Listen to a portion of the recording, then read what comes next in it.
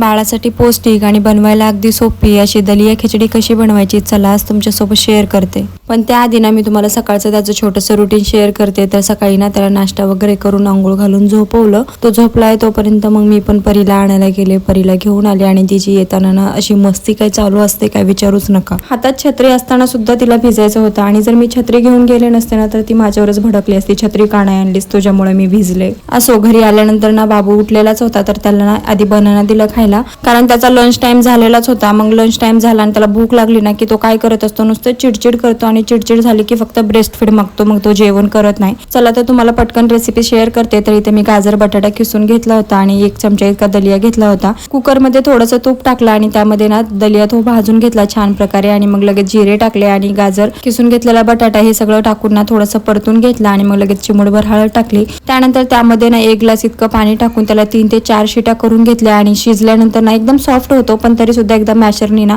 Mash करून घ्यायचं जेणेकरून ना त्याला क्रीमी टेक्स्चर येतं. बटाटा असतो ना त्यामुळे तुम्ही यामध्ये ना दुसऱ्या पण भाज्या ऍड करू शकता. खूप छान होतो टेस्टी होतो एकदम. त्यामुळे ना तुम्ही तुमच्या बेबीसाठी नक्की ट्राय करा आणि अशाच हेल्दी बेबी फूड रेसिपीसाठी आपल्या पेजला फॉलो केलं नसेल तर प्लीज फॉलो करून घ्या. आजच्यासाठी इतकंच. भेटू नेक्स्ट